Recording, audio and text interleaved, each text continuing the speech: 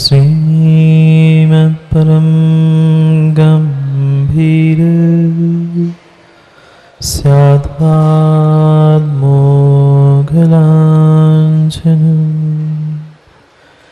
जियात्रैलोक्यनाथस्य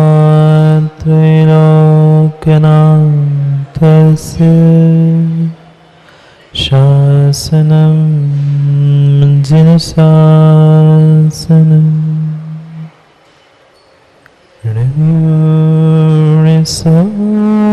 सिद्धे जातं खवदिदेह संसारे दस दस दादा वजने दस दान पेहणं वोचे हंताणं आस्ताणं आहिरियाणं रवत्सायाणं रवलोई सर्वसाहु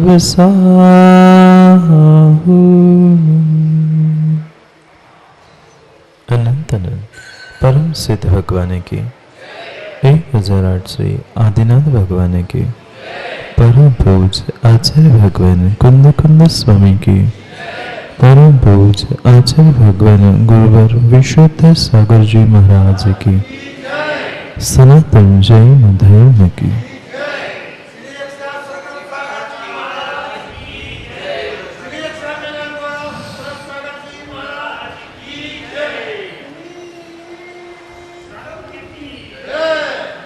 अंतिम तीर्थेश वर्धमान स्वामी के शासन में हमसे विराजते और उनकी पावन पीयूष देशना हम सभी के लिए परम उपकारी।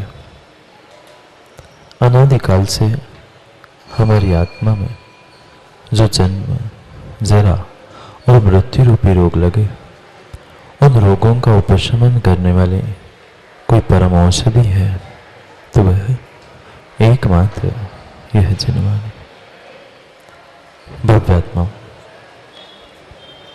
हम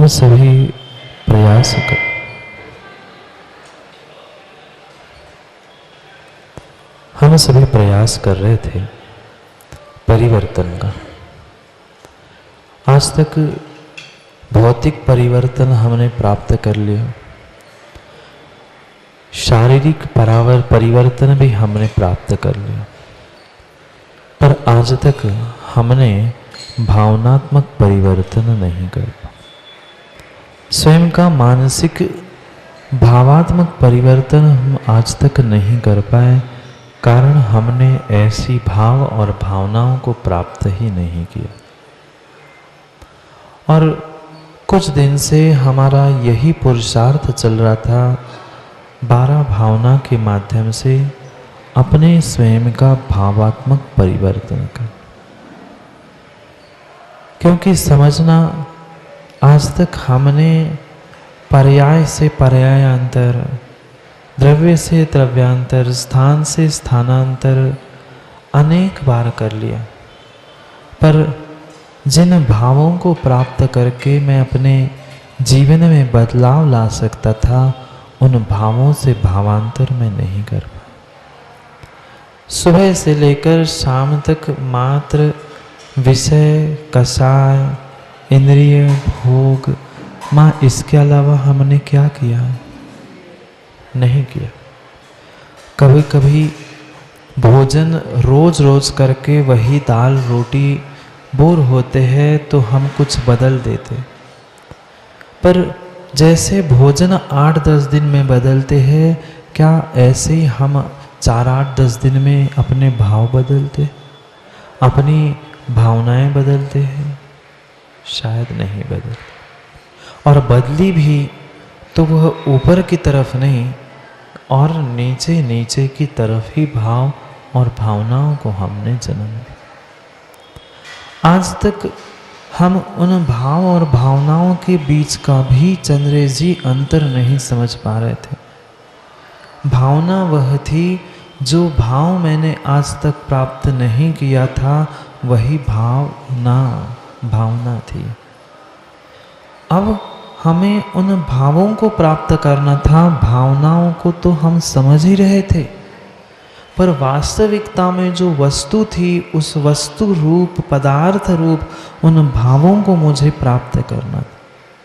पर क्या करें, हमें आज तक बाह्य लोक से अपने अंतः लोक को देखने का समय ही नहीं मिला। हम अपने मन तक पहुंच नहीं पाए, आत्मलोक को क्या पहचानेंगे। मात्र और मात्र बाह्य लोक की ही व्यवस्था हम देखते रहे, पर जो मेरा अंतः लोक था, मेरा आत्मलोक था, वहाँ तक मेरी परिणति नहीं पहुँच पाई। और वही पहुँचने का मेरा पुरुषार्थ चल रहा था। पुनः पुनः उन्हीं विषयों को समझकर मुझे अनुप्रेक्षाओं का चिंतन करना था, क्योंकि आचार्यों ने अनुप्रेक्षा कहते हुए कहा था, मुहुर्मुहुर् चिंतनम अनुप्रेक्षा। पुनः पुनः उसी स्वरूप का, उसी संसार का, संसार के सुख दुख, उनकी स्वरूप का चिंतन करना, यही अनुप्रेक्षा थी और यही भावनाएं थी। बस जब तक भोजन में भी अच्छी भावनाएं नहीं होती, तब तक माँ भोजन भी अच्छा नहीं बनता। भोजन में भावना देना जानते हो माँ? अगर भोजन अच्छा बनाना जानती है माँ, तो भोजन में भावना देना भी जानती है। आज क्यों ऐसा हो रहा है? जीव वही घर में ही रहकर भोजन करता है, पर उसके भाव निर्मल क्यों नहीं हो पा रहे? क्योंकि माँ भोजन बनाते हुए भी वह टीवी चालू करती है, नहीं तो अन्य कुछ साधनों से, उन विषय कषायों की ही भावनाओं से भोजन बनाती है। इसलिए वह भोजन से वह जीव को सुख शांति का भी वेदन इंद्रिय जन्य भी नहीं हो रहा। क्यों नहीं हुआ? क्योंकि एक सामान्य से सामान्य रोटी सब्जी बनाने में भी माँ जब तक अच्छे भावों से वह नहीं बनाई है, तब तक वह भोजन स्वादिष्ट और स्वास्थ्य के लिए उपयोगी नहीं होता। पूछना, किसी भी जाकर वैज्ञानिक से, डॉक्टर से पूछ लेना, यही परम सत्य है। जितनी अच्छी भावनाओं से भोजन बनाया था, उतना ही वह भोजन स्वादिष्ट और स्वास्थ्य के लिए अच्छा साबित होता। जैसे भोजन की कवात है, ऐसे ही मेरे जीवन के प्रत्येक कार्य के विषय में हमें समझना। क्रियाएं तो हम करते रहे, दोहराते रहे, पर जो भाव और भावनात्मक हमें परिवर्तन प्राप्त करना था, वह परिवर्तन हम नहीं कर पाए। भाव परावर्तन तो किया, पर भाव परिवर्तित नहीं कर पाए। अब उन 12 भावनाओं के निमित्त से, 12 अनुप्रेक्षाओं के निमित्त से हम पुनः उसी वस्तु को समझने का, संसार की असारता को, दुखों को समझने का, उसके वस्तु स्वरूप को समझने का प्रयास कर। ट्रेन वही थी, रेलगाड़ी वही थी, अंतर मात्र इतना था, उसके डिब्बे अलग अलग थे। उन 12 डिब्बों में, 12 दरवाजों में पहुंचकर हम उस बाहर के जगत को और भीतर के जगत को निहारना था। देख लिया हमने, सब कुछ देख लिया। अनेक स्थानों पर, अनेक स्टेशन पर उतर कर हमने देख लिया, पर आज तक अपने भीतर के एक स्टेशन, एक स्थान को हम नहीं समझ। वस्तु नहीं बदली, संसार नहीं बदला है। अगर बदला कुछ है तो मात्र सामने की कांच बदली है, प्रकाश नहीं बदला। कथनचित प्रकाश भी बदला, पर लाइट वही थी। याद है ना वकील साहब, सिग्नल कितने लाइट थे? सिग्नल में कितने लाइट थे?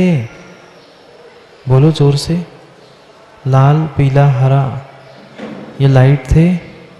ये लाइट नहीं थे, ये प्रकाश था। लाइट तो नरेंद्र भैया एक ही थी, प्रकाश अलग अलग था।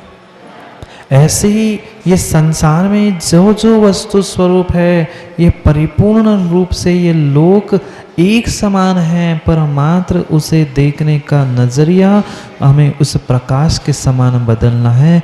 लाइट वही रहेगी, लाइट वही रहने वाली है।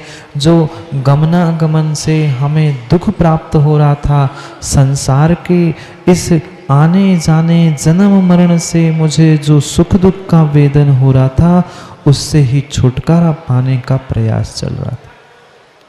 रोज रोज रोज हम इसी विषय को समझ रहे थे।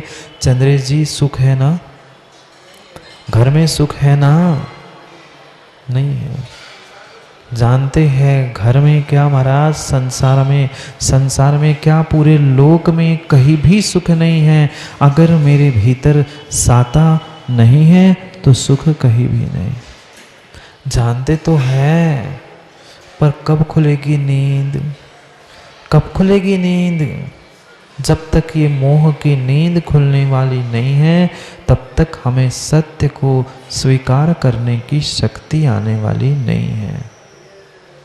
जानता है, ब्रह्मांड का प्रत्येक व्यक्ति जानता है। दूसरे को ज्ञान देने के लिए राजेश जी उसके पास बहुत ज्ञान है, पर स्वयं की करने की जब बारी आती है तो पूछ दबा के भाग जाता है।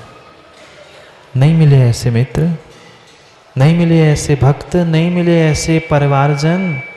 मिले ऐसे ही लोग हमें आज तक मिलते रहे। उन सभी को हमने क्रम से एक एक डिब्बे से पहचाना।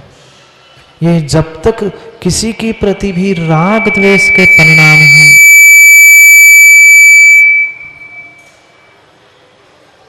किसी के भी प्रति जब तक राग द्वेष के परिणाम है, चाहे वस्तु के प्रति हो चाहे व्यक्ति के प्रति हो, तब तक यह परिपूर्ण रूप से हमारा संसार बढ़ने ही वाला है, घटने वाला नहीं है। और संसार का दूसरा ही नाम है दुख। संसार का ही दूसरा नाम है दुख। कल तक हमने उस संसार के विषय में समझा। कल तक संसार अनुप्रेक्षा में हम समझ रहे थे कि वास्तविकता में जिसे हमने सुख मान के रखा था वह सुख नहीं था, वह वास्तविकता में सुख नहीं था, वह तो मात्र और मात्र दुख ही था। क्या करना था हमें? जो राग द्वेष से परे होने के लिए हमने एक एक भावनाओं का चिंतन किया था। हमने इस संसार की वस्तुओं और व्यक्तियों के विषय में अनित्यता का भी बोध कर लिया। कुछ भी संसार में नित्य रहने वाला नहीं है।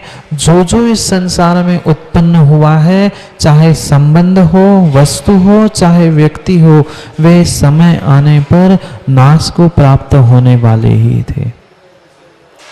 और उन सभी अनित्यता के साथ साथ हमने अपने भीतर के नित्य की भी खोज कर ली थी। वे बाहर के सभी लोग मेरे लिए अनित्य थे, पर भीतर का अकेला मैं एक शाश्वत द्रव्य था।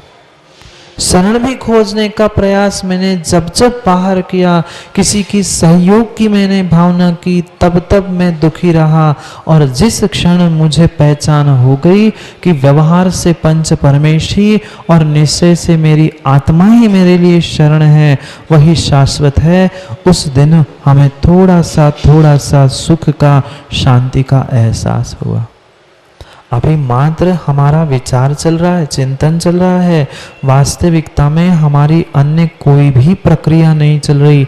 भावात्मक परिवर्तन का प्रयास चल रहा है। वही विषयों को पुनः पुनः इसलिए चिंतन में हमें दोहराना है कि एक बार हमें कोई भी विषय समझ में नहीं आता, चाहे ज्ञान का विषय हो, चाहे वह विषय भोगों का विषय हो, कषायों का विषय हो। जैसा सुबह से लेकर शाम तक हम उसमें रचे पचे हैं, ऐसे ही इसमें अनुप्रेक्षा में ही हमें सुबह शाम रचना पचना होगा, तब थोड़े से इससे भिन्न हो पाए। कितना व्यर्थ का अन्य वस्तु में हमने कर्तृत्व भाव बना के रखा था। एकत्व भावना में हमने ये भी निर्णय कर लिया कि कोई किसी का नहीं होता, कोई किसी के सुख दुख को बांटने आने वाला नहीं है।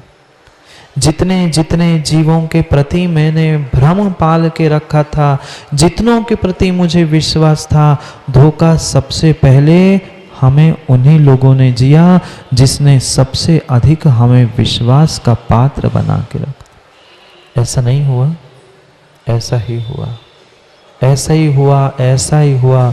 जिन रागी द्वेषियों के प्रति हमने परम विश्वास धारण करके रखा था, सबसे पहले धोखा देने वाले वे ही निकले। पर वे तो फिर भी मां निमित्त थे। ये निमित्त कथन तो हम समझ चुके। वे निमित्त थे। कर्म का उदय तुम्हारा वैसा वहां पर नहीं होता तो वह तुम्हें धोखा देने की भी शक्ति नहीं रखते। समझा था, इक्को करे दी कम्मम, इक्को हिंड दी दीह संसारे। अकेला ही कर्म, चाहे पुण्य रूप हो चाहे पाप रूप हो, पुण्य भी अकेला किया तो अकेला ही स्वर्ग गया, पाप भी अकेला किया तो नरक भी अकेला ही गया, अन्य कोई जाने वाला नहीं।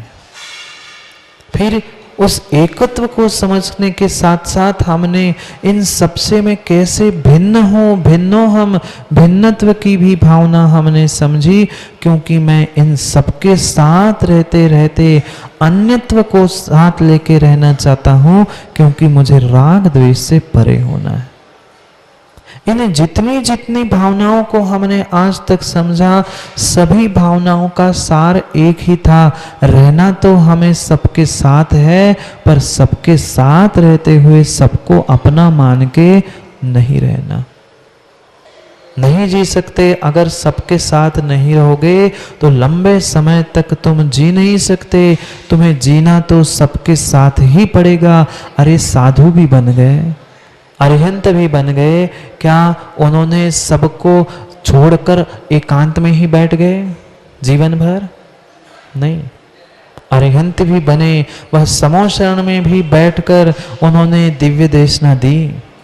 इतनी सारी लक्ष्मी, इतनी सारी विभूति के साथ रहते हुए भी अलिप्तता का बोध उनको हो गया था, इसलिए वे वैरागी और वीतरागी बनकर भगवान बन गए थे। हमें भी वैरागी और वीतरागी ही बनना, पर वीतरागी बनने से पहले हमें वैरागी बनना होगा, और उस वैराग्य को प्राप्त करने के लिए एक एक अनुप्रेक्षा और भावनाओं का चिंतन हमारा जारी था। उन भावनाओं को समझकर ही, भीतर की भावनाओं को जागृत करके अनादि की भूल को हमें सुधारने का प्रयास करना था। मां भूल नहीं की ना आज तक? आज तक आप लोगों ने भूल नहीं की ना? पंडित जी भूल ही की है। पंडित जी कह रहे महाराज जी भूल की है इसलिए तो यहाँ है। परम सत्य है, कम से कम भूल समझ में तो आ रही है। आज समझ में आएगी तो कल कभी सुधार में भी आएगी। पर सुधार तभी होगा जब हम अपनी गलती को स्वयं से सुधारने का प्रयास भी करेंगे। पर क्या करे, क्या करे, क्या करे? हमारे भीतर वकील साहब इतना पर वस्तु के प्रति कर्तृत्व बैठा है, इतना बड़ा प्रचंड अहंकार और कर्तृत्व बैठा है। हम प्रत्येक वस्तु के कर्ता बनना चाहते हैं। घर की हम मुखिया है सो हम घर चला रहे हैं। हम समाज में भी कुछ हैसियत रखते हैं, हम भी बहुत बड़े वाले हैं सो हम समाज के भी कर्ता अपने आप को मानते हैं। समाज क्या, घर क्या, हम तो पूरे देश क्या, पूरे ब्रह्मांड के ही कर्ता अपने आप को मानते। नहीं मानते? मानते हैं। वहां दुख क्यों मिलता है घर में? दुख का सबसे बड़ा कारण यही है कि मैं अपने आप को सबका कर्ता मानता हूं। मैं सोचता हूं मैं जैसा कहता हूं चंद्र जी वैसा मनोज को और सबको मानना चाहिए, और जैसे ही वो तुम्हारे हिसाब से नहीं चलता वह तुम्हें टेंशन आती है, दुख उत्पन्न होता है, जीवन की अशांति प्रारंभ हो गई। आज कर्तृत्व को ही समझना है, कौन किसका करता। पूरे ब्रह्मांड के हम अपने आप को कर्ता मानते हैं, पूरे ब्रह्मांड के कर्ता हमने भगवान को मान के रखा, कोई किसी का कर्ता नहीं है। आज लोक अनुप्रेक्षा को प्रारंभ कर रहे हैं कुंद कुंद स्वामी, बहुत सुंदर बात कहने वाले हैं। कौन किसका कर्ता? क्या आप घर परिवार समाज लोक के ब्रह्मांड के कर्ता हो? परमात्मा के कर्ता हो? क्या परमात्मा आप सबका करता है? परमात्मा भी ना मेरा, ना समाज का, ना देश का, ना राष्ट्र का, ना इस ब्रह्मांड का, ना इस लोक का वह परमात्मा करता है। नहीं करता, नहीं करता।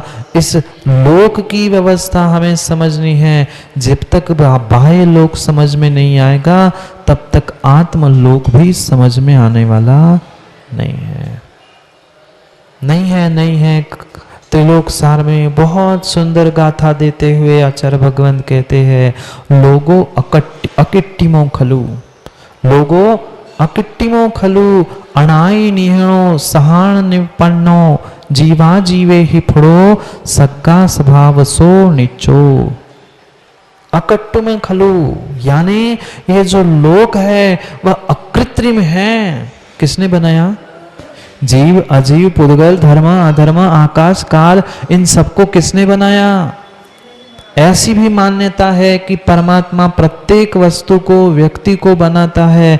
सबसे बड़ा प्रश्न है ऐसा कहने वाले जीवों को कि परमात्मा को किसने बनाया?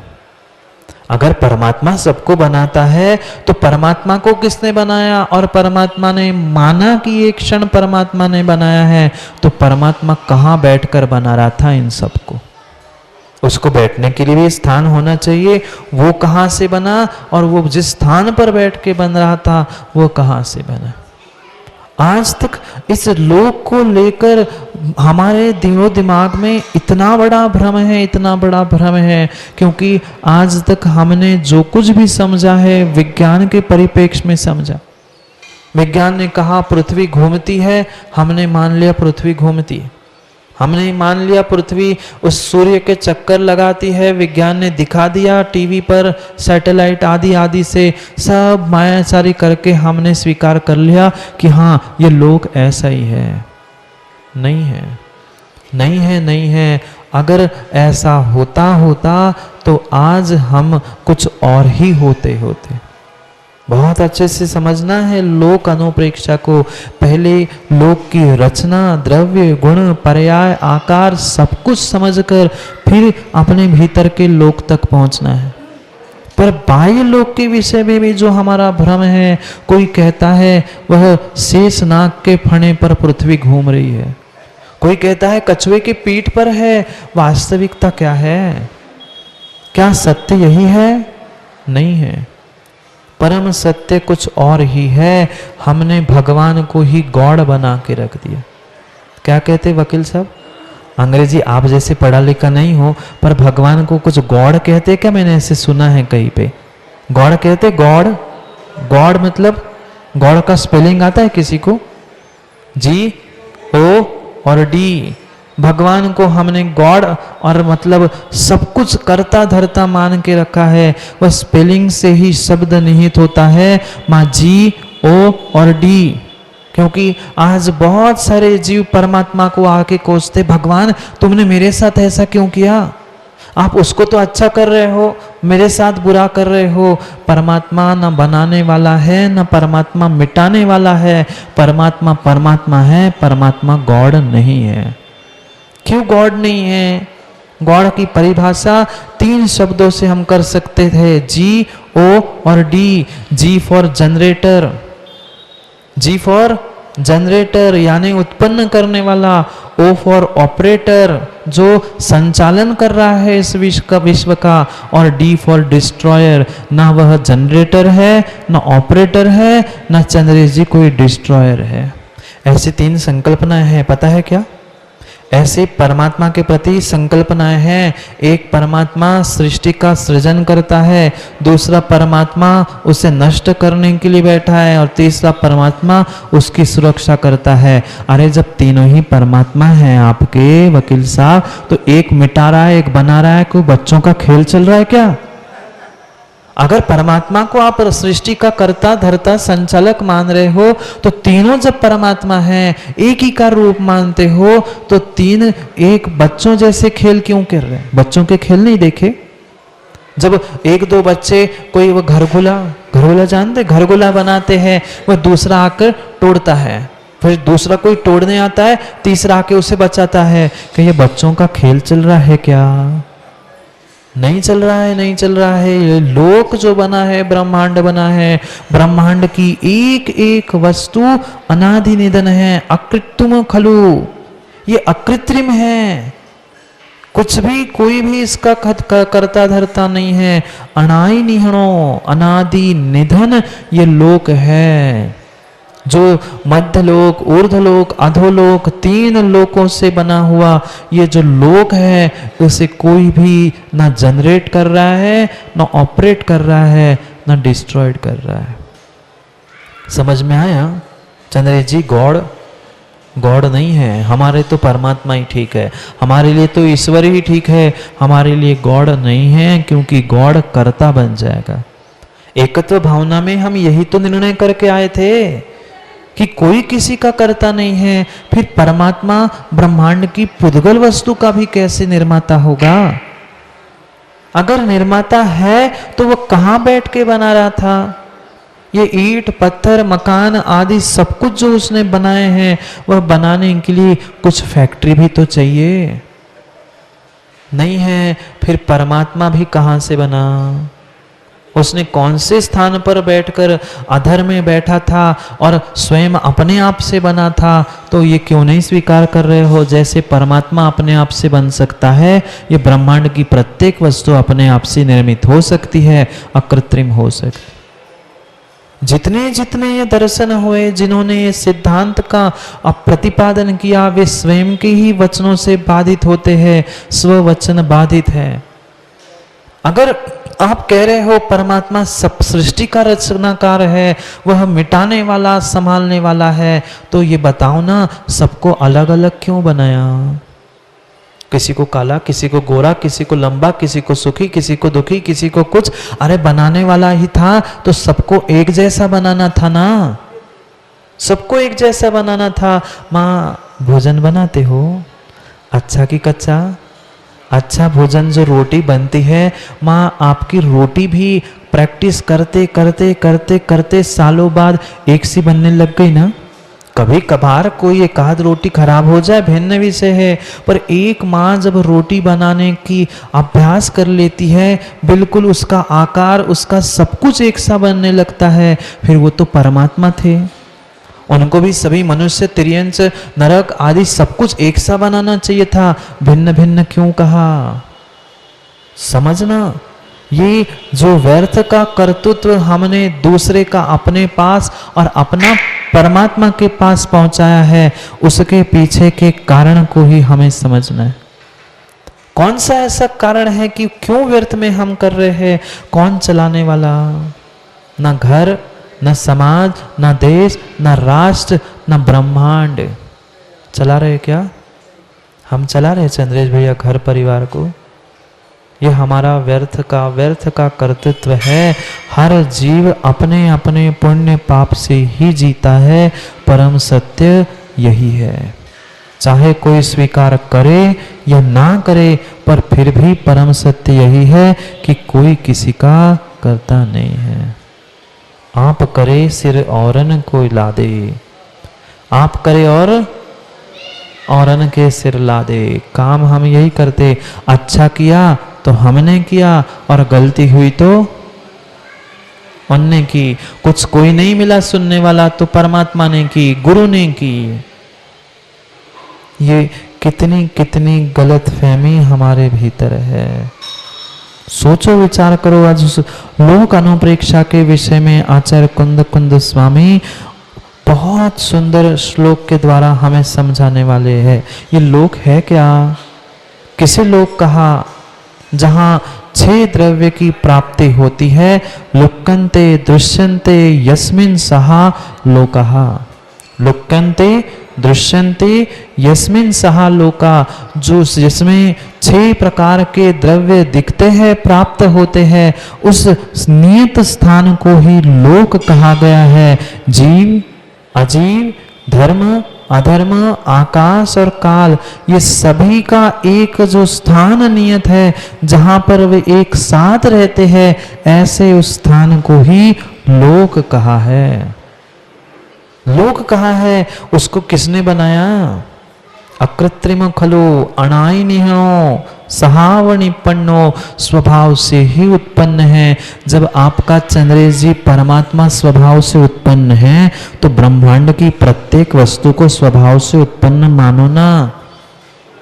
जब परमात्मा पृथ्वी की रचना, सृष्टि की रचना करने के लिए अधर में किसी भी आधार के बिना रह सकता है, तो हमारा 3 लोक भी बिना किसी आधार के, बाह्य आधार के रह सकता है। उसमें क्या दोष है? पर क्या करें, हम उस सत्य को जानना भी नहीं चाहते और मानना भी नहीं चाहते। विज्ञान ने हमारे सामने सब कुछ प्रैक्टिकल करके दिखाया, भले ही उन्होंने कैसे झूठा मूठा दिखाया हो, हमें वह सत्य लगता है, पर आगम की बात हमें सत्य नहीं लगती। आज मात्र उस लोक के विषय में आचार्य महाराज समझा रहे हैं कि ये किस किस का समुदाय है, ये लोक वास्तविकता है क्या? क्योंकि बचपन से हम सुनते आए हैं 3 लोक है, मध्य लोक, ऊर्ध्वलोक, अधोलोक होता है, पर ये है क्या? किस लिए इसका चिंतन करना? ये बहुत बड़ा विषय है। लोक लोक लोक ये तो हमने समझा सुना, पर मां चिंतन क्यों करना? बाकी अनुप्रेक्षा तो समझ में आ गई, अनित्य है, असरण है, संसार आदि, पर 3 लोक का चिंतन करके मुझे क्या मिलने वाला है? मैं तो रहने का स्थान तो मध्यलोक में भी छोटा सा आर्यखंड, भरत खंड, फिर भारत देश, उत्तर प्रदेश, छोटे से स्थान में मैं रहता हूं, पर इतनी सारी व्याख्या क्यों समझना? वही तो रहस्य है और वही हमें समझना है। पहले श्लोक पढ़ते हैं, फिर उसके बाद समझने का प्रयास करते। पढ़ते हैं, एक एक ही श्लोक पढ़ना है। पहले श्लोक को जो बोर्ड पे लिखा है उसके पहले श्लोक को हम पढ़ते हैं, फिर कल आगे के श्लोकों को पढ़ेंगे। जीवादिपयत्थाणं समवाहो सो निरुवये लोगो तिविहो हवै लोगो अयमज्जम्मे उड्ढभेण। पढ़ो एक साथ।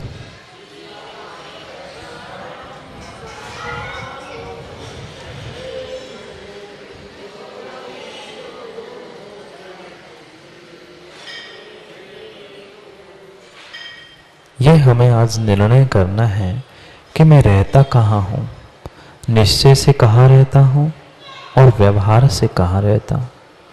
जब तक हमें ये बोध नहीं है कि मेरा निवास स्थान कहाँ है और कैसा है, तब तक मैं वास्तविकता में सुख शांति को प्राप्त नहीं कर सकता। जैसे एक सामान्य निवास स्थान को भी लौकिक किसी स्थान पर प्राप्त करने से पहले हम सब कुछ जानकारी लेते हैं कि नहीं?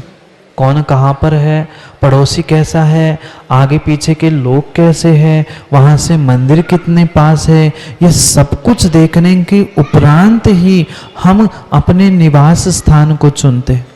इस लोक अनुप्रेक्षा के द्वारा भी मुझे अपने निवास स्थान को ही खोजना है।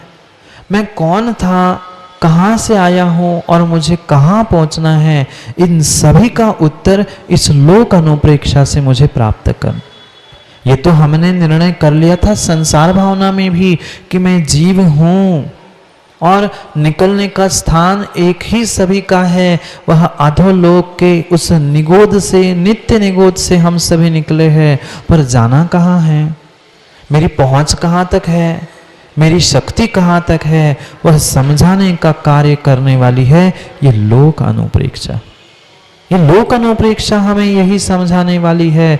और इसमें जितने जितने द्रव्य, उनके गुण, उनकी पर्याय, उनका आकार, उनका विकार, सब कुछ समझने के बाद हमें निर्णय करना है कि मैं तो इतना सा हूं, पर मेरे साथ रहने वाले कैसे हैं। खोजते हैं ना, पता करते हैं ना। माँ, घर में किसी बेटी की शादी हो गई, किसी के बेटे की या बेटी की शादी होती है, तो पहले उनके घर के लोगों के बारे में जानकारी लेते हो क्या? वह कैसा है, चाहे बेटे की हो रही हो, बहू को लाना है तो भी, या किसी प्रकार से अपने कन्या को कहीं देना है तो भी, वह यही सूचना होती है कि खोज होती है कौन कैसा है, उनके घर की उस बेटे की माँ कैसी है, पिता कैसे है, सब लोगों की जानकारी लेकर फिर विवाह होता है। ऐसे ही सभी द्रव्यों के जो निवास स्थान हैं, उन सभी स्थानों का, उन सभी द्रव्यों का विस्तार से हमें व्याख्यान समझकर, जो भीतर का अहंकार था, कैसा अहंकार वकील साहब? बहुत सारे जीवों को अहंकार होता है कि मैं सबसे बड़ा धर्मात्मा, मैं सबसे बड़ा धनवान, मैं सबसे बड़ा ज्ञानी। ये जितना जितना मेरा अहंकार है, उस अहंकार को ही चकनाचूर करने के लिए विशाल पूर्ण लोक की व्याख्या हमें समझनी। आज तक बहुत सारा उस लोक के विषय में हमारा अज्ञान है। उस अज्ञान को मिटाकर हमें वास्तविक सत्य का बोध करके भीतर जो कर्तृत्व का अहंकार हो, चाहे अपने बड़ापन का अहंकार हो, उन सबको हटाने के लिए इन तीन लोक की व्यवस्था को हमें समझना है। पढ़ा तो होगा ही हमने बचपन से, 14 राजू तंग नभ, लोक पुरुष संतान, तामे जीव अनादिते, भ्रमत है बिन ज्ञान। अज्ञान के कारण ही इस तीन लोक में अनादि से हम जो भ्रमण कर रहे हैं, अब उस अज्ञान को ही मिटाना है। मात्र 14 राजू उतंगनम, 3 लोक संठान, ये पुरुष आदि समझने से 3 लोक अनुप्रेक्षा पूर्ण नहीं होगी। वह तो एक पहलू है ही, पर जब तक ये भीतर का अहंकार, द्रव्य, गुण, पर्याय, उनका विस्तार, आकार समझ में नहीं आएगा, तब तक अहंकार और अज्ञान छूटने वाला नहीं है। मुख्य भावनाओं के पीछे का एक ही लक्ष्य है कि मेरे भीतर की जो कसाय है, अज्ञान है, हमें उसे ही हटाना है। कैसे हटेंगे, कैसे हटेंगे, कैसे हटेंगे? वही कह रहे हैं जीवादि पदार्थों का, जीवादि पयत्थाणम।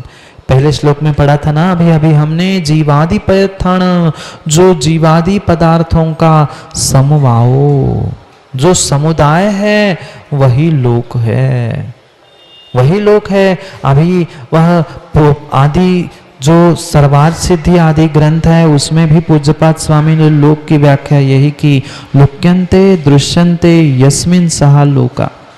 दिखते हैं, प्राप्त होते हैं जहां 6 द्रव्य एक साथ, उसे ही लोक कहा। ये किसका विभाग है? आकाश द्रव्य में जितने जितने भाग में ये 6 ही द्रव्य प्राप्त होते हैं, उसे लोक कहा। वह लोकाकाश है और उसके बाहर अलोकाकाश है। क्या आकाश के टुकड़े कर दिए?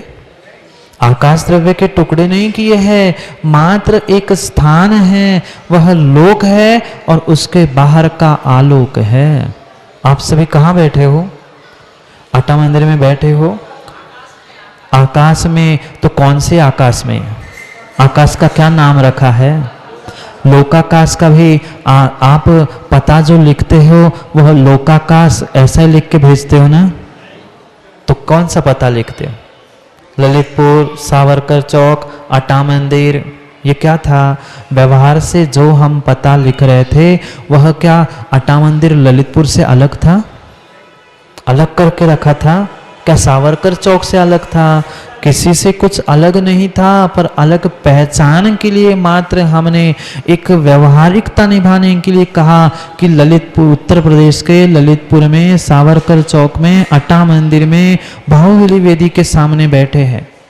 कोई खंड खंड नहीं किया है, पर उस आकाश द्रव्य के संपूर्ण पंक्तियों में से जितना स्थान मात्र 6 द्रव्यों ने घेर के रखा है, उतने को ही जैसे सावरकर चौक की जितनी अटा मंदिर की बाउंड्री है, उसके अंदर की भूमि अटा मंदिर कहलाती है, बाहर की शेष कहलाती है, ऐसे ही आकाश में से जितने स्थान पर ये 6 द्रव्य प्राप्त होते हैं वह लोक कहा और बाहर का आलोकाकाश कहा। कोई छेदन भेदन टुकड़े नहीं किए हैं आकाश द्रव्य के। आकाश द्रव्य तो अनंत असव अखंड एक ही है। उसमें से मात्र जीवादि पदार्थों का जहां समुदाय प्राप्त होता है वही लोक कहलाता है। और लोगो ऐमध्यम उड्ढल भेण, 3 प्रकार के भेद, 3 प्रकार के भेद, ऊर्ध्वलोक, मध्यलोक और अधोलोक के भेद से तिविहो 3 प्रकार का होता है। 3 प्रकार का यह लोक हुआ करता है। कौन सा मां? 3 प्रकार का लोक, ऊर्ध्वलोक, मध्यलोक और अधोलोक, ये 3 प्रकार के लोक की व्यवस्था कहीं बाहर नहीं है, ये भीतर ही है। इस संसार में तो नहीं, संसार भिन्न है चंद्री जी। कल तक हमने संसार को समझा, संसार का अर्थ था घूमना, और ये 3 लोक की व्यवस्था थी। संसार भावना भिन्न है और लोक अनुप्रेक्षा भिन्न है। बिल्कुल भी एक दूसरे को एक साथ मिक्स मत कर देना। अंतर समझ में आया? संसार का नाम परिभ्रमण है। इस लोक में जो चतुर्गति में कौन से, जिस लोक की आज हम व्याख्या समझ रहे हैं, ऐसे इस 3 लोक में जो हमारा परिभ्रमण चल रहा था, उस परिभ्रमण का नाम संसार है और उसको समझना संसार अनुप्रेक्षा है। और जो ये परिभ्रमण का स्थान है, आधार है, वह आधार को समझना यानी लोक अनुप्रेक्षा। अंतर समझ में आया? एक आधार है और एक आधेय है। किसको? आप व्यवहार से कुछ भी कह दो। आप वकील साहब मुर्गी को बकरा कह रहे थे तो बकरा हो गया था क्या? नहीं हुआ था। ऐसे ही आप लोग को संसार कह दो, कहने में क्या जाता है? कहने को हर कोई जीव स्वतंत्र है, पर कहने से वस्तु बदलने वाली नहीं है, किंचित भी बदलने वाली नहीं है। वस्तु तो यही है। ये लोक एक आधार है और उसमें रहने वाले 6 द्रव्यों के समूह को ही लोक कहा और उस आधेय रूप परिभ्रमण को संसार कहा। परिभ्रमण का नाम संसार है। संसरणम इति संसारा, संसार मतलब परिभ्रमण है। कहाँ घूमेगा? तो घूमने का जो उसका स्थान है, मार्ग है, उसको लोक कहा। इसलिए दोनों भावनाओं में बिल्कुल भी कंफ्यूजन मत कर लेना। संसार भिन्न था और लोक भिन्न था। कल समझा था ना? छान घूमे, छान सब जग छान लिया, वह कहाँ छान के आ गए? सुख दुख की संकल्पना, वह घूमने का जो मार्ग था वह स्थान लोक था।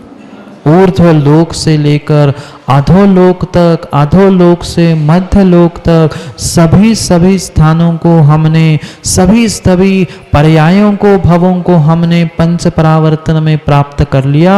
वह पंच परावर्तन संसार है और वह 3 लोकों की अपेक्षा से जो समझा है, यह 3 लोक है। वस्तु नहीं बदली, पुनः समझना।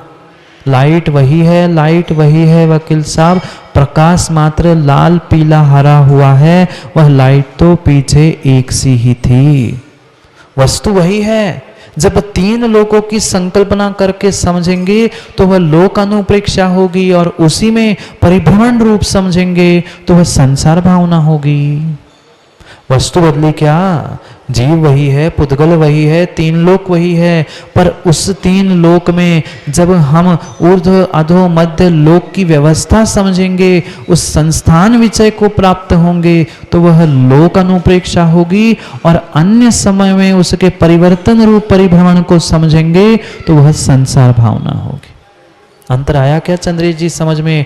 आप बिल्कुल भी संसार को लोक और लोक को संसार मत कह देना। डिब्बा बदला है। कल हम संसार के डिब्बे में थे, आज लोक अनुप्रेक्षा के डिब्बे में हैं। वह पेड़ तो पेड़ ही दिखेगा ना। पेड़ तो पेड़ ही दिखेगा, पर जो पेड़ खुले आंखों से दिखता है वह चश्मा लगा के, रंगीन चश्मा लगा के नहीं दिखेगा। मात्र कांच बदल रही है, वस्तु बदलने वाली नहीं है, नहीं है। वह बहुत सुंदर सबसे पहली शिक्षा लोक अनुप्रेक्षा की हमें यही है कि भीतर के कर्तृत्व को और अहंकार को तुम छोड़ दो। व्यर्थ का जो कर्तृत्व बैठा है कि मैं इसको संभाल रहा हूं, मैं इसको कर रहा हूं, ये मेरा व्यर्थ का अहंकार और व्यर्थ का कर्तृत्व जब तक नहीं छूटेगा तब तक लोक भावना को सुनना व्यर्थ हो जाएगा। कितना विशाल यह 3 लोक है। 14 राजू समझा था उस कार्यशाला में, मां याद है क्या? 14 राजू प्रमाण के, एक राजू के विषय में हमने समझा था। असंख्यात योजन का एक राजू, और एक योजन को लगभग गणित करके हमने 6000 किलोमीटर का लगभग निकाला था गणित। 6000 किलोमीटर का एक योजन, ऐसे असंख्यात योजनों से बना एक राजू, और ऐसा 14 राजू उतंग नभ, ऐसा 14 राजू उतंग नभ। जैसे एक पुरुष अपने कमर पर हाथ रख के पैर फैला के खड़ा होता है, बिल्कुल ऐसा लोक पुरुष संठान, उसका संस्थान बिल्कुल उस पुरुष के समान है जो पुरुष अपने कमर पर हाथ रख के खड़ा होता है और पैर फैला के खड़ा होता है। ऐसा उसका स्वरूप है। ये क्यों समझ रहे हैं? उसकी विशालता को समझकर, उसके विस्तार को समझकर हमें अपने सोच का, विचारों का भी विस्तार करना है। यही एकमात्र उद्देश्य है। यही एकमात्र उद्देश्य है कि वह किस प्रकार से अकृत्रिम है। कौन सी वस्तु ब्रह्मांड में बनी आज तक? वकील साहब, कोई वस्तु बनी नहीं? बनी कोई नई वस्तु नहीं बनी। माँ फिर भी कहती है आज नई स्पेशल डिश बनाई है। माँ क्या स्पेशल बना था? वही दाल, वही सब्जी, वही चावल, मात्र आपने बढ़िया शाम को फ्राई करके खिला दिया, कह दिया बढ़िया पुलाव बना है, वेज पुलाव खाओ। कोई नई सामग्री नहीं बनती, इस ब्रह्मांड में नहीं बनती, भोजनशाला में क्या बनेगी? मात्र हमारा ये अहंकार है, व्यर्थ का कर्तृत्व है कि मैं कर रहा हूं, मैं कर रहा हूं, तो किसी का कोई करता नहीं है। छोड़ दे कर्तृत्व को, छोड़ दे अहंकार को। ये सबसे पहली शिक्षा ये लोक अनुप्रेक्षा दे रही है। चिंतन मात्र बदलना है चंद्रेश जी, कोई वस्तु बदलने वाली नहीं है। जो अनित्य था वही अशरण है, जो अनित्य था वही अशरण है, और वही संसार का स्वरूप है, और वही संसार लोक में ही है। और उस लोक में इन सबसे भिन्न अन्यत्व से युक्त मैं एकत्व स्वरूप हूं। यही चिंतन करना है। क्या मैं बदला? क्या लोक बदला? कोई नहीं बदला। जो भगवान भी बन गए, वीतरागी भी बन गए, उन्होंने कितनों कितनों को बदला। कोई लोक की व्यवस्था बदली, कोई समाज घर परिवार की व्यवस्था बदली, उन्होंने किसी अन्य की व्यवस्था नहीं बदली, उन्होंने स्वयं की व्यवस्था बदली और वे भगवान बन गए। स्वयं व्यवस्थित हो गए और भगवान बन गए। हम दूसरों की व्यवस्था बनाने के पीछे, स्वयं की व्यवस्था बनाने के पीछे कितने कितने अव्यवस्थित हो रहे हैं, हम स्वयं ही नहीं समझ पा रहे। समझो समझो समझो, क्योंकि लोगों का काम तो कहना है, लोगों का काम तो कहना ही है। चाहे आप अच्छा करो राजेश जी तो कहेंगे, और नहीं करोगे तो कहेंगे, करोगे तो कहेंगे, और नहीं कहे तो अरे तुमने कुछ नहीं किया, अरे तुमने सब छोड़ के कर लिया। ये तो दुनिया का काम ही होता है। नहीं होता क्या वकील साहब? कुछ तो लोग कहेंगे, लोगों का काम है कहना। लोग तो कहते ही रहेंगे। हमें इन सबको समझकर वास्तविक ज्ञान को प्राप्त करके स्वयं के भीतर का निर्णय करना है, इस लोक अनुप्रेक्षा के साथ साथ 12 अनुप्रेक्षा के साथ। कौन सा ऐसा जीव है, कौन सा ऐसा जीव है जिसको आज तक किसी ने कुछ नहीं कहा होगा? कोई है ऐसा?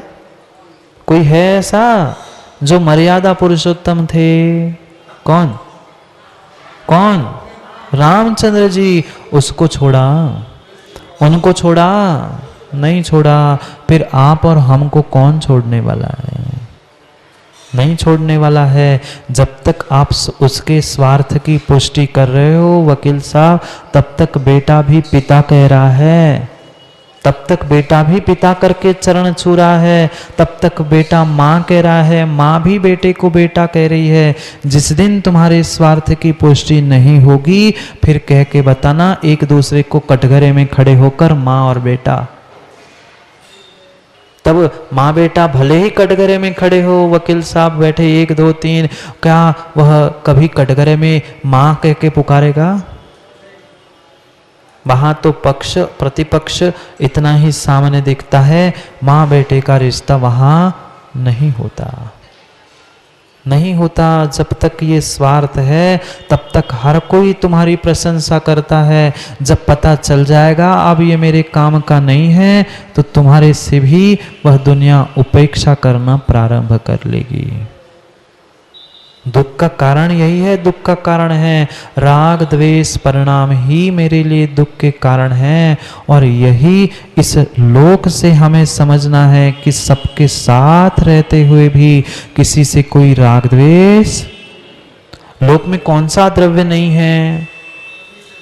लोक में कौन सा द्रव्य नहीं है? मल भी है, सुगंधी द्रव्य भी रखा है, पर कभी उस सुगंधी द्रव्य के प्रति राग, कभी मल के प्रति द्वेष नहीं हुआ, नहीं हुआ। ये राग द्वेष तभी होता है जब दूसरे के प्रति हमारा कर्तृत्व भाव होता है कि मैं कर रहा हूं, मैं संभाल रहा हूं। भूल जाओ कर्तृत्व को, छोड़ दो अहंकार को। जब तक ये कर्तृत्व और अहंकार नहीं छूट रहा है तब तक हम भगवान बनने वाले नहीं हैं। गॉड बन जाओगे वकील साहब, गॉड बन जाओगे, जनरेटर, ऑपरेटर और डिस्ट्रॉयर बन जाओगे, पर परमात्मा भगवान बनने वाले नहीं है। क्यों व्यर्थ में किसी परमात्मा को अपना कर्तृत्व सौंप रहे हो?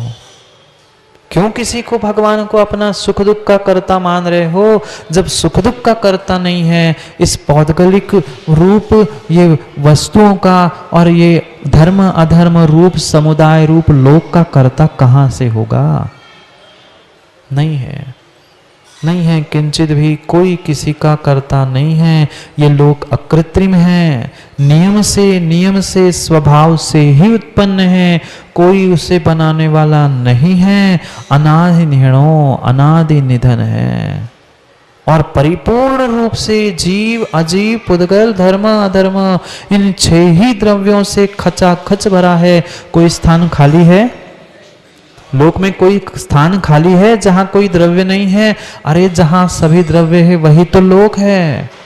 बाहर एक अकेला आकाश द्रव्य है, शेष जहां समुदाय रूप है वही लोक है। और उसको ही 3 विभागों में बांटा है, तिव्यो हवई लो।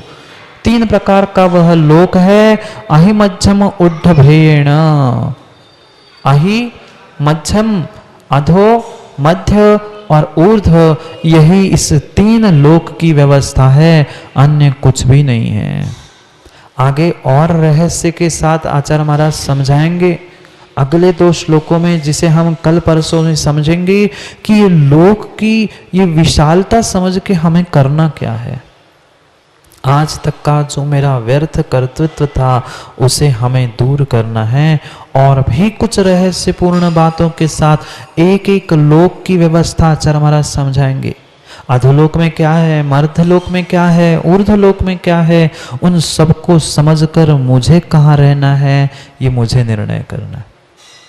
क्योंकि अड़ोसी पड़ोसी के बारे में ही बता रहे हैं, किसके घर में कौन से जीव है, उन सबकी जानकारी आचार्य महाराज देंगे। और फिर मुझे स्वयं को निर्णय करना है, मुझे अधोलोक में, मध्यलोक में कि ऊर्ध्वलोक में कहाँ मुझे अपना निवास स्थान खोजना है। ये परिपूर्ण रूप से निर्णय मुझे करना है।